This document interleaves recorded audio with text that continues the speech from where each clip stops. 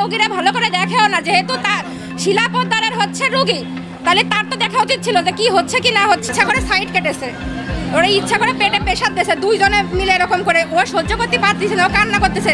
তারা বলেছে যে সবকিছু পজিশন ঠিক আছে, নর্মালে বাচ্চা ডেলিভারি হবে, তাই বলে তারা ভিতরে ওটি রুমের ভিতরে নিয়ে গেছে। এই 8 দিন হাসপাতাল নিয়ে একটা ক্রিটিক্যাল অবস্থা, উচ্ছেদ করে দেওয়া উচিত যশোর থেকে। আর এই হাসপাতালের নার্সদের যে এতটা বাজে ব্যবহার, এটা যশোর জেলার লোক কখনোই মেনে নেবে না। এই জিনিসটাই আনা লাগবে, এই জিনিসটা না হলে হবে না। অন্য কোম্পানি এনে দিছি, অন্য কোম্পানি এটা হবে না।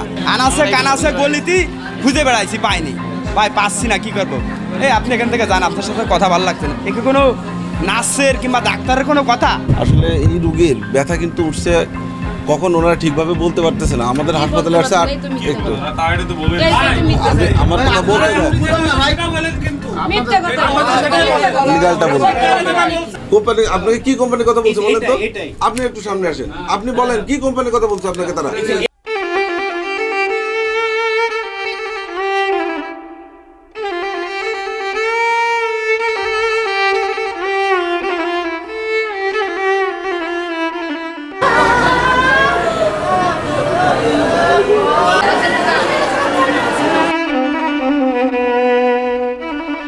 ভাইয়ের বউ, আমি ওর কাছে গেছিলাম, ও বলতেছে কি আপু আমার এরকম জোর করে করে প্রেশার দিয়েছে, আমি পারতেছি না, সহ্য করতে পারতেছি না। তারপরে ওরা জোর করে করে প্রেশার দিয়েছে, ওরা ঝাড়ি ঝুড়ি মারতেছে। ও ওই ভয়তে ওই জিনিসটা সহ্য করছে, কারণ ও সহ্য করতে পারতেছিল না। তারপরে এনারা মানে ওর ডেলিভারি করতে মানে সিজার করতে নেয়নি, ওনারা ইচ্ছা করে মানে ওনারা বলছে যে হবে, তাহলে ওনাদের তো দরকার ছিল না, এটা হওয়ার দরকার ছিল। যেহেতু রোগীটার এরকম সমস্যা, ওই যে শিলাপদ্দার ম্যাডামকে আমরা দেখাইছি, তাহলে তো ওনার যেহেতু রোগী, তাহলে তো উনি দেখবে। এখানে নার্সরা কেন দেখলো? এরা তারপর এদের ব্যবহারও অনেক খারাপ, এরা প্রচুর খারাপ ব্যবহার করে।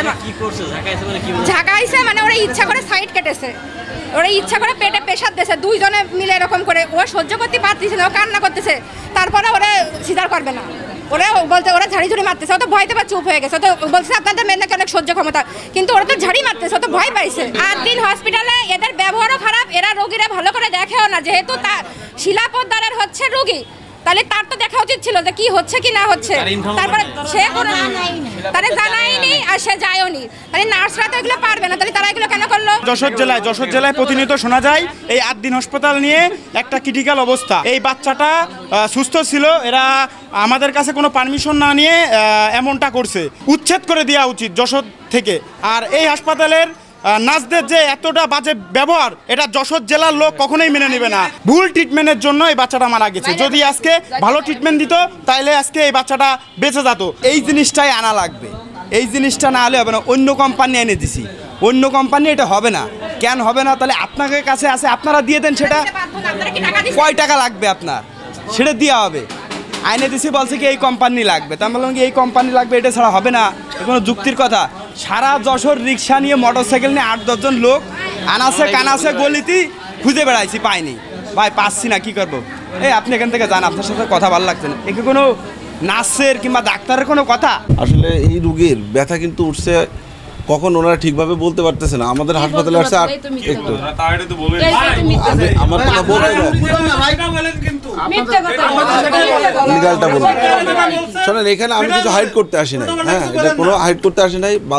রুগীটা এসছে আমাদের এখানে 7:50-এ, অ্যাডমিশন খাতায় আমাদের লেখা আছে, ওনাদের রিসিট আছে। 8:50-এ এসছে, 8:30টার মধ্যে ডেলিভারি অর্ডার সমস্ত তার প্রসেসিং যা ছিল কমপ্লিট করে ডেলিভারি অর্ডার নিয়ে গেছে 8:30টার ভিতরে। তারপরে আমার ডাক্তার রীতা দাস ম্যাডাম, উনি রাউন্ডে গিয়েছেন, উনি দেখছেন, তার পিভি করছেন, সব কিছু উনি করছেন, ডাক্তারি করছেন। ডাক্তারি করে যা ওনার নির্দেশনা সেটা সিস্টারকে দিয়েছে। নর্মাল ডেলিভারি মূলত সিনিয়র সিস্টাররাই করে। বাচ্চা ডেলিভারি হওয়ার পরে বাচ্চার পরিস্থিতি যখন খারাপ দেখছে যে বাচ্চা হাঁফতে যেতে পারে, বাচ্চাকে সাথে সাথে আমাদের যেটা সর্বোচ্চ ট্রিটমেন্ট দেওয়ার জায়গায় এনআইসিইউ, বাচ্চা যেটা আইসিইউ, সেখানে ট্রান্সফার করছে। আর আমাদের ফার্মেসির যত মেডিসিন আছে আমাদের সেন্ট্রালি পারচেজ করা হয়। এই লোকালি একটা প্রোডাক্টও, একটা নাপা ট্যাবলেটও এখান থেকে কেনার কোনো সুযোগ নাই আমাদের। কোম্পানি আপনাকে কি কোম্পানির কথা বলছে বলেন তো? আপনি একটু সামনে আসেন, আপনি বলেন কি কোম্পানির কথা বলছে আপনাকে তারা? কোন কোম্পানির কথা বলছে? এটা বাইরে থেকে আনতে বলছে, বাইরে থেকে যেটা নিয়ে আসেন সেটা করি, বাইরে থেকে যেটা নিয়ে আসেন সেটা করি। আবার ফেরত দিয়ে আসছে। না আপনার নিয়ে আসলেন কখন আর ফেরত দিয়ে আসলেন কখন? এই যে আমার এনআইসিউ সিস্টেম দিয়ে নতুন করে স্যালাইন ইনজেকশন কিনানো হয়েছে, তার ট্রিটমেন্ট ডাক্তার যেটা দিছে, ডাক্তারের ট্রিটমেন্ট অনুযায়ী আমরা ওষুধপত্র নিয়ে ভিতরে গেছি। আমি রুগীটারে 8:45 স্যালাইন দিছি, দিয়ে স্যালাইন আমি নিজেই দৌড়াইছি, তাকে ধরাইয়ে আমি নিজেই আমরা এখানে সিনিয়ররা নার্স ডেলিভারি করি, এখানে আমাদের কোনো ডাক্তার ডেলিভারি করে না। ডাক্তার সাথে ডাক্তার আছে, আমার ডাক্তার রীতা দিদি ছিলেন, উনি আছে রাউন্ডে আসে, রাউন্ড শেষ করে যে লেবার রুমে একটা রুগী আছে সেটা জানানো হয়েছে, উনি তখন আছে লেবার রুমের মধ্যে এসে রুগীটা দেখেছে। করার পরে আমি ডেলিভারিতে দাঁড়াইয়ে আসছে চাপ দেওয়ার করেছি যে তারা আছে কীভাবে নর্মাল ডেলিভারি, কিন্তু রুগী কখনো একবারও বলিনি যে আমি সিজার করব, বা এমনকি ওরাও বলিনি যে আমরা সিজার করব। ব্যথা ওঠার পরে তারপরে সকালবেলায় 6টা সাড়ে 6টার দিকে হসপিটালে আনা হয়েছে। আনার পরে তারা ওটি রুমে নিয়ে গেছে। ওটি রুমে নিয়ে যাওয়ার পরে নার্সরা ডাক্তারকে ইনফরমেশন করিনি, তখনও পর্যন্ত ডাক্তারকে ইনফরমেশন করিনি। ডাক্তারকে ইনফরমেশন না করার পরে তারা ওটি রুমে নিয়ে যায়, নার্সরা এখানে সব মানে অপারেশন না করে মানে আমাদের যে মানে যারা আসছিল সাথে তারা বলিনি যে আপনারা সিজার করেন না, আপনারা নর্মালও করেন না, এরকম কোনো কথা বলিনি। তারা বলেছে যে সব কিছু পজিশন ঠিক আছে, নর্মালে বাচ্চা ডেলিভারি হবে। তাই বলে তারা ভিতরে ওটি রুমের ভিতরে নিয়ে গেছে।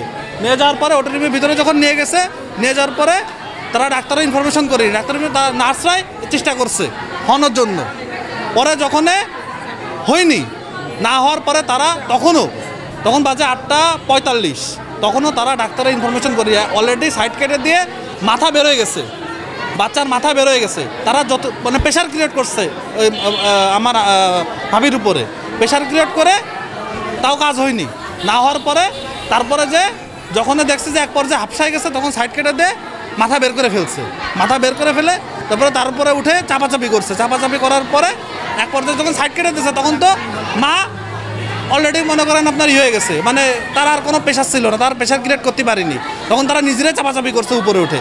চাপাচাপি করার পরে যখন বাচ্চা বের হয়ে গেছে, তখন আইসিইউতে নিয়ে এসে বলছে বাচ্চা মারা গেছে। কিন্তু যখন বের হয়েছে তখন বাচ্চার হার্টবিট ছিল, প্রেশারের কারণে বাচ্চাটা মারা গেছে।